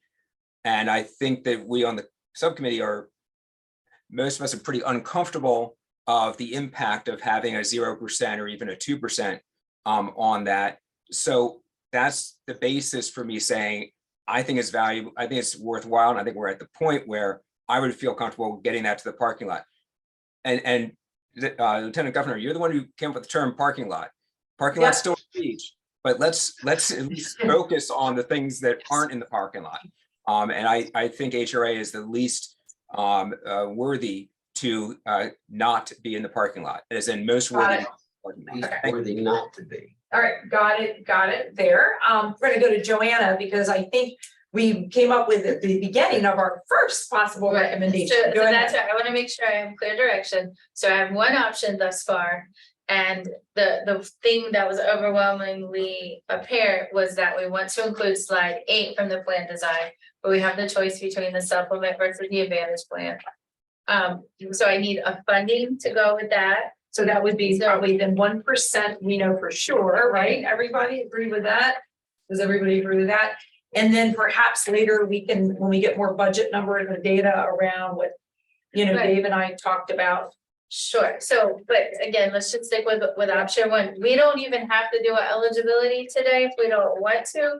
We can model these if we're having trouble coming up with some type of eligibility change. We can model just these 2 items together. And then we can also bring back the Eligibility. impact. Yeah, why don't you do it that way? Okay, and then, So slide 8 and 9. well, so we pick slide 8, So but far. if they want to instead go to slide 9, that would include some eligibility as well. Right. Eligibility as well. Well, but eligibility, not like we focus on other slides of spousal coverage or age upon which you're eligible. That to me is eligibility. So I this think slide I think 9 you said that eligibility probably shouldn't be in this slide title. You said title. previously. So slides 8 and 9, we would be getting rid of the word eligibility is what you're saying. No, And so- eligibility on 8 is okay, but 9, it shouldn't be in there. Well, no, it actually, it's not an eligibility design in 8, an eligibility, like, so I guess we need to define what an eligibility change is, and I thought it was whether spouses are covered or not, or 50% of spousal coverage, or Or retiring at 1/1/25. That's eligibility. okay, Okay. and eligibility is across the board there. Mhm. I thought eligibility was more slide 3, where it says eligibility changes. So we have, so those listening in, we've given the direction with the design for on slide 8 that we just went through with the 1% funding. She is going to break it out just with those criteria and then include the other eligibility criteria to date, unless there's some we wanted to tell her. Right, yeah, if you want an eligibility component included, we would need that direction. And so. And if we don't get through the eligibility, what would you include if we don't give you? It would just simply be the 1% funding with the option between the Medicare supplement and the Medicare Advantage. That would be it, okay. And it would not include the eligibility options, which are on page 3. Correct. Okay, And it says if you want to keep a Medicare supplement, you're upping it to 15% share is on the retiree. But if you want to go to Medicare Advantage, you're still at 5%. Is that correct? That is correct. And the upping the Medicare, Could you put slide 8 on the screen, please? Since that's the basis we're and looking then at. that would have to be broken out by retirement date or hire date. right, so what's modeled here is model C. So what I believe the intent was here was to any person who retired on or after 1/1/2025, they would pay more for the Medicare supplement versus the person versus the retiree now, current retiree. That's what this is meaning. Anyone else that retires that may select the Medicare Advantage plan, they would pay 5%.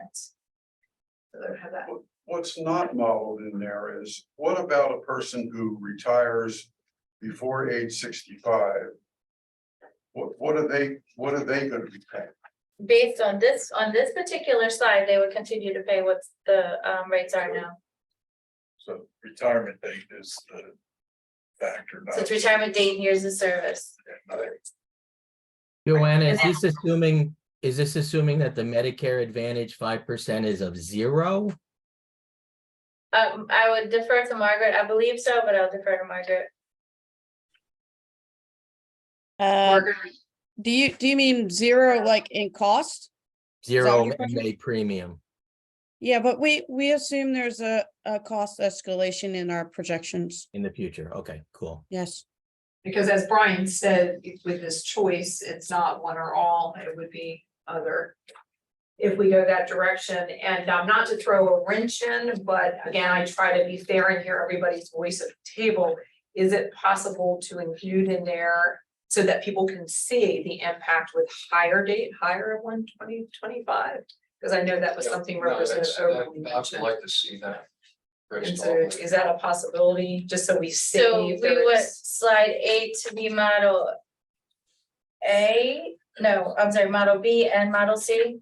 I believe that's what I heard from Representative Overly. Yes, And again, nothing is in stone, but at least people have all the data, the numbers and the facts, all right? Sign. And then what you'll see I when know we what bring we'll this see. option back is how much more work there is to be done. Yeah, okay. All right, so other design options here, I heard then that we had a couple of the difference with the HRA, I heard some folks saying they want to hear it, some not. No, I'll take that off the table. Take it off the table. Because my concern really was around the higher date All right, of one. okay, so we'll take that off, 1/25, okay, in terms of the options that we could make available. all right, And I wanted, in that context, to have the HRA. as a considered conversation As piece, a conversation gotcha. piece, but that's not necessary. okay, got it, So, but okay, I do want to see the model for a higher date after 1/1/2025. for the other, right, I Yes. heard you say that, okay, others, Brian, your hand is still up, and then Secretary Geisenberger, Brian, did you have something to add technically? No, sorry, I just lowered my hand. I didn't realize. Okay, thank you, that, oh, that's fine, we go to you guys because you're usually technical with the conversation, Secretary Geisenberger. So I'd like to ask if the committee is okay with it, to develop a stalking horse for what a different Medicare supplement would look like. That if you had the option, and I don't want to take Medicare Advantage off the table, but we keep putting forth this Medicare Advantage, 0 deductible, 0 copay, 0 this, 0 that. I can't begin to suggest which one should be the stalking horse for this analysis, but I would love for the benefits office to identify, I guess, based on maybe what they're seeing in other jurisdictions that offer an alternative Medigap plan, to pick one, whatever letter of the alphabet you think is the right one, and look at that, which, as I understand, I guess, would not have pre-authorization. So if somebody said, look, I don't want pre-authorization, but I'm willing to, I'm willing for the benefit of a lower premium and other things to be able to have higher copays, higher deductibles, maybe higher coinsurance. In the same way that which is essentially what we're doing with the active and pre-Medicare retirees. We offer a, PPO, HMO, and then you have the high risk or, you just have coverage if you go to the hospital kind of thing. I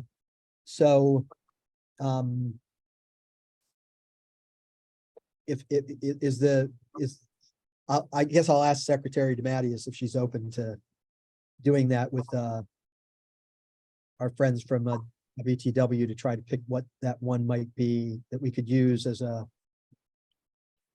Sure. You can see the comparison, and certainly see the comparison with the current Medicare plan and the proposed Medicare Advantage plan and the differences there. I mean, if you can just look at what Kent County offers, they offer a choice in Medicare supplement plans, and the price that the pensioner pays is almost $1,000 a month if they choose the Cadillac Medicare supplement plan. But we can share that, sure. Right. All right, Representative Bombach. Yeah, Oh, I'm sorry, Secretary, I thought you were done. Were you done, Secretary? I did not mean to Yes. cut you off. Okay, thank you. I like Representative? that.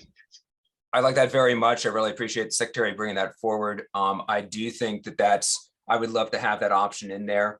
I'm not sure whether it should be part of this meeting, but I would like us to have a final word as far as modeling and presentations regarding what the Secretary raised earlier, as far as, is there an additional data point for all of these scenarios that will help our subcommittee make the best decision we can regarding growing share of the budget that PAYGO is taking under these different scenarios. It seems like that's pretty darn significant. So, I would think it's always best when running the scenario to know all the data points you want. So Right. I think we should make that determination.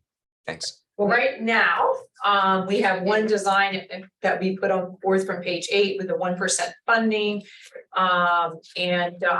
Again, just kind of broad open, didn't put eligibility restrictions yet for her to model. We will be coming back again, and again, we have to add a meeting, we will, and to your point, perhaps we can include some of those additional data points that they mentioned. And also, I know you'll look at the other with the funding too, with what Dave and I came up with, so. Yeah, and Lieutenant Governor, the King County plan, we can show for FY24, the monthly premium for a single person is $874 a month. And for a couple, it's $1,762. So that could show you what different Medicare supplement plans could potentially cost. Madam Chair, Yes. sorry, just a little color commentary too on the Medicare supplement options, because Secretary Geisenberger raises a good point. I mean, nothing stops you from having more than one Medicare supplement plan, and of interest is, even though people can still get Plan F on the open, or certain people can still get Plan F on the open market, which is essentially the same as Medicare. It comes at call it a risk load or a premium, where the carriers price it at a greater gap to Plan G than Plan F. And the only difference between Plan G and Plan F is that Plan G covers everything that Plan F covers except for the Part B deductible. So they're doing it for a reason, right? They want people to have a little bit of skin in the game as far as their healthcare goes, and not cover everything blindly at 100%. So nothing stops you from offering multiple options. And at a minimum, Plan G would likely be one that we would recommend. Plan G, okay. And maybe Yeah, one other, that's- right, without going back to Right. the specific gaps in all the different med sup options that are out there, but at a minimum, Plan G would be one, and maybe even to the extreme of call it wherever the line is drawn relative to grandfathering, not letting non-grandfathered people have access to Plan F, which is again essentially Medicare. All right, that latter part, I know Representative Overly had spoken about this before, then we'll go to Representative Bombach. Representative Overly. I thought, unless I missed something, that we had decided in previous meetings that moving forward, any supplement plan would mirror the current Medicare plan. Right. So I'm not sure why we need to be modeling additional supplemental plans that might be available out there. We've discussed that in the G before. And I concur that it's close to Medicare. Right. I thought that that was one of the things that we'd already agreed upon in terms of supplemental plan moving forward. Right, I know, I think that we had that conversation, and you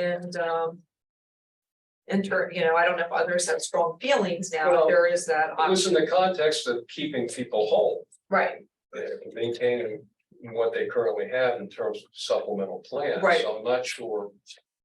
So you know, Bill, other than quick dragging comment. this- Other than dragging this conversation Right, out. we don't I wanna go know back. What we serve, what Right. purpose it serves to look at. Yeah. alternative and Brian, unless we supplemental plans. misunderstood, maybe you were making that in reference to future, go ahead, Brian. Yeah, my reference was relative to non-grandfathered people, not So to the Either future, existing or retirees or wherever the line is drawn relative to grandfathering active employees, whether it's on a hire date or a retirement date. I'm not referring to them, although the same holds true relative to a choice, right? Just like the people are going, even the grandfathered people will be kept whole relative to Medicare. They will more than likely still be given a choice of Medicare Advantage, and they could also still be given a choice of an additional 1 or 2 Medicare supplement plans with different costs because they come with different costs. thank you, okay, we have Commissioner Navarro after Representative Bombach. Thank you. And yeah, to just reinforce Brian's thing to respond to Representative Oberle's comment. Yeah, this is only for non-grandfathered, and especially I think if the subcommittee decides that it's not comfortable recommending anything with Medicare Advantage, but it's looking for some ways to have plan design changes that bring down the annual cost, going from FG for our current folks, and then, you know, whatever KL for, you know, the next 20 years of folks, and then, you know, PQ, you know, after that, whatever. I think that is a level that we've not modeled. And if we back off of having Medicare Advantage and having Medicare at cost to the ultimate future retiree, I think it is good to know that. I think, again, I think Secretary Geisberger was good and good point in bringing that up. Can you go to slide 11, please? We'll There's go to 11. Yeah, Go there's ahead. no baseline on this. I don't know if this is 0.36, but this doesn't include 1% of the budget. And I Right. think the slide would be more useful if it had the 1%, because that's a near certainty at this point.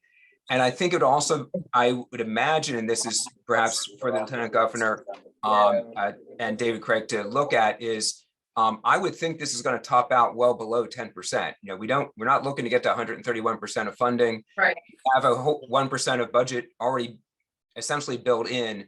So I'd like to see this with a more realistic top end than the current 10% with 131% funded ratio. So I'd like the slide presented with those modifications, if that's possible. Yeah, thanks. And you probably missed it because we were saying that at first in here. Sorry. No, it's hard to keep up with all of it. The 1%, but also the fiscal, you know, the impact, budget impact, and that's something I know the secretary had raised as well. But thank you for those feedbacks. And Commissioner Navarro, you've been patiently waiting, sir. Oh, that's okay. Can you hear me okay? If we can. Yeah, I apologize. And I'll be really brief. You know, just to give it a little color as far as the Medicare Advantage plans go, the G option is one of the most robust, but it can also, you know, it's like anything else. You pay for what you get. So you can get a plan on the commercial market for about $1,800, but then you can get one that's robust, that it has all the bells and whistles, and it's $6,000 or $7,000 a year. So, you know, when we're talking about what the state is offering versus, or in regards to commercial plans, what the state is offering is a pretty good plan. And so if people wanted to purchase one in a similar nature, it would be several $1,000s. So I just wanted to just provide that little bit of color. Thank you. Thank you for that. Wow, well, we've had a very conversant meeting, and I don't want people thinking, oh my gosh, we've only come up with one or two strategic moves forward, but this is big stuff and it's important. And, you know, if it feels a little long and painful, then that means we're doing our job right today. So it is important conversation pieces. Joanna has some direction that she's gonna come back with. And the bottom line is hopefully by our next meeting, we know that SEBC in the future will be going to contracts, trying to give some direction there. And again, for the listeners in, we're going to go to commentary here in a moment. I will say that what we'll probably do is set another tentative date to add to our agenda in the case we need that. And we'll take a look at everybody's calendar and get that to folks. But our next meeting, Kristen, is when and where, guys? July 20th. July 20th. July 20th. In here, at what time would be picked for that day? Anybody got it in front of them? So we'll go to public comment in a second. Want to make sure everybody was heard from the commission. It's here at 10 a.m. 10 a.m. on the 20th. And what we'll do is the meantime is check out another backup date as necessary, but our hope would be that we would get out and about. My co-chairs are gracious. They know if we go over 2 p.m. I do personally, unfortunately, have to slip out. I'm overseeing the opioid abatement vote that occurs today in another building here. So I will leave at 2, but I don't know how many folks have signed up. We don't have anybody Mary's pre-registered, but there's a couple people in the room. No, Did okay. anybody? We have one in the I room. did sign. You did sign up. You can sign up. Start with you. So we'll start here with our wonderful retiree, our law enforcement agent. Hello. One second, just before he starts, I Yeah. just wanted to announce that we did get a written public comment that everybody should have received. Everybody should have this received. morning in Is their that Mr. inbox. Clarkins? That was Mr. Mr. Clarkin, thank you so very much for your remarks, and those are public and made available, your documents. And what we have so far is some other hands, Mary Graham, Representative Ray Siegfried, Senator Karen Peterson, and somebody else will identify the phone number. So we'll go in that order. Go ahead, sir. So I'm Lester Johnson, and Can you all hear him? Representative Bombach, give me a thumbs up. You got to speak a little closer, come closer to the mic. Yeah. I'm Lester Johnson, and I represent the Association of Retired Delaware State Police, and I had a whole thing prepared before I came here today. But I also recognized before I came here that I may be changing it, so I am. Okay. I hope it's a positive change. I'm winging it, okay? Okay, you can So, wing it. You're a law enforcement guy. You wing it. You can do it. All right. What, to go to Representative Ramon's comment, we were stunned. Medicare retirees were stunned with this Medicare Advantage plan. I know I was, it just was thrown at us. To go to Secretary Geisenberger's point and a couple others, choice, I think, is good. I know personally, I would prefer a choice if I have to go to Medicare Advantage. It's just. Well, you're not gonna have to as a retiree. No, I know that. And so that's one reason why I have changed my my presentation, because I appreciate the fact that as a current Medicare retiree, I'm grandfathered. But as Ms. Allen said, it's tough to say, okay, we accept that, and then, pardon my French, screw the others to come along. What I can say is that I represent the association. The Medicare retirees were the most vocal. The retirees who were not 65 yet basically didn't say much of anything, but I represent them as well. And so what I can say to you is I hope that this committee, and I think they are, because I've listened and I've watched, and I hope the SEBC does the same. Be honest with whatever segment of state employees that you're going to affect. Let them know ahead of time and give them choices. I just think it's, from my perspective, it's a better situation. And I see we have a lot of options out here. Thank you. Thank you. Go ahead, Kristen. Okay, we'll go to Mary Graham. Can you hear me? Yep. Excellent.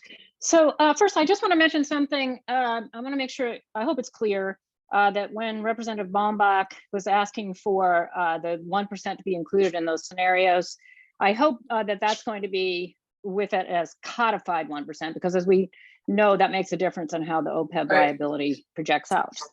But my main thing I want to pick up on 3 comments today. One about the moral contract. I'm not sure if it was Mr. Oberly who mentioned that. Ms. Allen's comment about not dumping future retirees into something that we didn't want. And then with respect to choice, paraphrasing Representative Baumbach, that if there's going to be choice, it should be a real choice. It should be a good choice. And I think the 3 of those all relate to each other. First, with respect to this moral contract, I won't spend a lot of time on that, but I will send to you, there's an opinion that came out on Friday from a New York judge enjoining New York City from switching its retirees to Medicare Advantage. And he did it on the basis of what's called promissory estoppel. That's essentially another name, a name for an enforceable legal theory as far as moral contract. So I'll send that to you. I think you're spot on about that. Second, as far as Ms. Allen's comment about not dumping future employees into something, I think it's important. We are learning more and more and more all the time about Medicare Advantage and how really terrible it is. And my daughter, who's an oncologist, just sent me a week or 2 ago a peer-reviewed article from the American Society of Clinical Oncology, which looked at a really, what's the real world with prior authorization? Not these theories, not the statistics, but the real world. And their conclusion in this peer-reviewed article was that the prior authorization process for cancer management is a major barrier for the timely access to best care. And this, by the way, isn't just Medicare Advantage, but it's prior authorization. And it's a little scary because of all places that you want to get really prompt and best care is cancer, certainly. So when they're delaying and denying care, it's a problem. And this article points that out. The third thing I want to mention is choice. And if you're going to have choices, they need to be good choices. I mean, it sounds great. Yeah, I'd love to have choice. Well, I don't actually want to have bad choices, and I don't want somebody else to have bad choices. And people need to be fully informed about their choices. And that was a real problem last year. So when we're told that, well, there were some people who really wanted to pay low premiums and they chose Medicare Advantage. Yes, but were they fully informed? And I think the answer to that is undeniably they were not, because the state and Highmark did not give good information. They didn't talk about the real story with prior authorizations. In fact, they barely, if at all, talked about them. They also didn't talk about the network issues. And second of all, when you're talking about the retiree population. I'm sorry, Ms. Graham. Oh, okay. Well, I'll send you some other comments because I think it's important for you to understand a couple other things. So I will send those to you. Yeah, please do send those. They're quite helpful. Appreciate that. Okay, Representative Wright Siegfried. Yes, I just want to comment on a couple of things that was mentioned today. So first of all, I do believe this is not just a moral obligation. It's also a legal obligation to employees. And I think that that's a very important part. In terms of the basic principle, believe me, American healthcare system is designed on free market economy. And as I said many times before, that means it's pluralistic. There's choice. Without choice, you don't have a free market economy. But choice relative to who? This is where I think the committee is getting things confused. If you say choice relative to insurance companies, Medicare Advantage and Medigap makes sense. But if you say choice relative to the employee, the person who needs the insurance, then Medicare Advantage makes no sense. It is the ability to choose your physician, to choose your hospital. without pre-authorization. That's the choice that brought this whole Senate bill to action.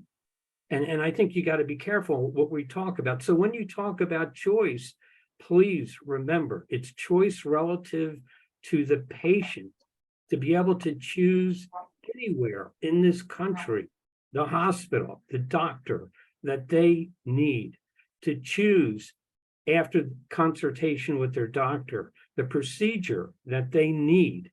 Very important, very, very important. And in terms of the liability, let me just remind the committee, as Representative Bombach did, that Newcastle County has done a good job with their reduced liability because they only offer Medicare Advantage to their retirees.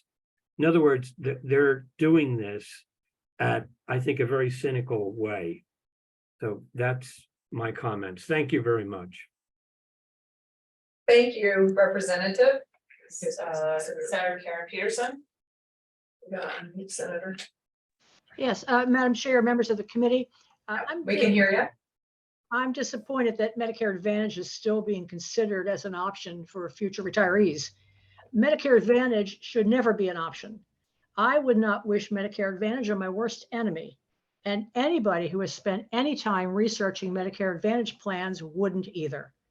I've heard some state officials say, this is the plan I'd want for my own mother. To which I say, why don't you like your mother? Because if you knew how bad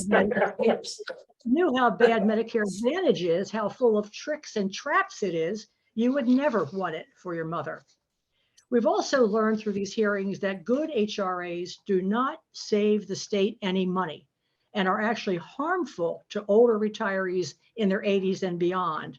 So why are they still being considered? Why not keep MedicFill or something like it and increase employee premium contributions for new hires? That added to the 1% carve out and increases to the funding rate of payroll to OPEB solves the problem. It doesn't need to be this complicated. One of the items that appears repeatedly in the slides is the column entitled Impacted Cohorts. And that column has always bothered me because it's gratuitous, prejudicial, and incomplete. All of government is paid for by taxpayers. So what's the point of it, except to suggest that retirees are a burden to the taxpayers? Our healthcare costs constitute a debt incurred by the state, and like all other debts, need to be paid. The legislature recently passed House Bill 185, extending healthcare benefits to new hires. But nowhere in the fiscal note for that bill does it say that the $14 million cost over the next 2.5 years will be borne by the taxpayers. Nowhere in the operating budget does it say that the $5.6 billion cost of operating the state for the next year will be borne by the taxpayers. So why do these documents include such a statement? The impacted cohorts column should be omitted from future presentations, and if not omitted, should at least be completed by adding one more cohort, namely employees and retirees who were promised a Medicare supplement plan. They're the cohort most affected by any changes to benefits. Thank you. Thank you, Senator. Okay, we have a phone number, last four digits are 6099. Could you please tell us your name? Yes, hi, good afternoon. My name is Tom Pledgey. I just had two quick comments. One is on the page 8. From what I understand, the design options that Joanne's bringing back is going to have a table in which on the, look at the left side, we'll have the Medicare Advantage, in the middle, the MedicFill, and on the right side, the Medigap G or some kind of option like that, and they'll be priced out. I understand why Claire is so concerned about these 600 and possibly 2,000 other people who were in love with Medicare Advantage. But I understand, and I remember from when Claire was talking about why everybody had to become part of Medicare Advantage. This was a year or so ago, Claire, when I was listening to you babble on. It was because you had to have a large enough pool for Medicare Advantage for the bidders to bid on. can Highmark and Aetna guarantee that they would bid on a contract for 200 people or 600 people or 2,000 people? And that contract would be just for their Medicare program. It would not include for the other 30,000 of us our drug program, because they wouldn't be providing it. Again, if it's a choice, it should be a choice that could be delivered in a contract process. Secondly, I agree fully with what Paul said on that page 11. It would be good, based on what Bob Clarkin has given you, that you would take that table and revise it so that the 1% carve out is on the top, and then indicate how much each of those increases in the OPEB OEC rate impacts that, up to reaching 85%, because that was the goal. And that could be spread over a percent 1 year, and then a year of grace, and then going up another year. That's my 2 comments. I thank you, and I thank the committee for their hard work, and I want to thank the staff for all the work they're putting in to putting out these documents. Thanks and good luck now. Bye-bye. Thank you, Tom. Appreciate that. And I will be leaving in a couple more minutes. Representative Bombach will continue to wrap out the chairship. Go ahead. Okay, Paul Hayes.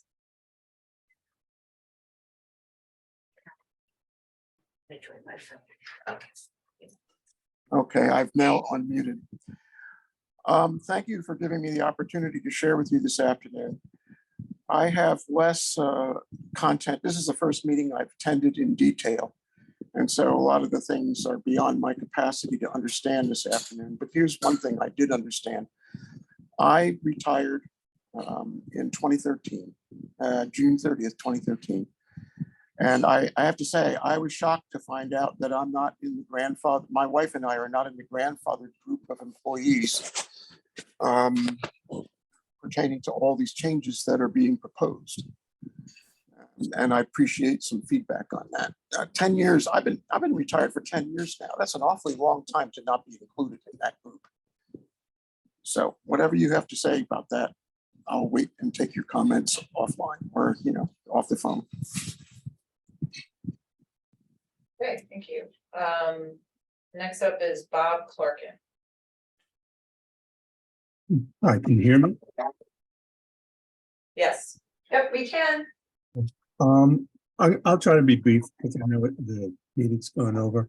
I'm hoping that Secretary Geisenberger is still with us. Years ago, when I worked for the state, I had relationships, working relationships with Secretary Geisenberger, and I always respected his depth of knowledge. And there are some of us out here that are numbers people, and we can mine your data, your databases. I can't look at the wealth of data I need to make firm decisions on what your modeling should be. So I'm stuck with what you include in the charts on those slides. Now, like Representative Bombach, I was putting a lot of currency into the funding ratio. But I now understand from Secretary Geisenberger that that's probably not the gold standard on those charts. Now, I know Secretary Geisenberger knows that there's lots of other information that could go on those charts. And I would just challenge him to come up with 4 or 5 more key pieces of data need to be on those charts so we can actually see the consequences of making any eligibility changes, any program design changes, and any other changes.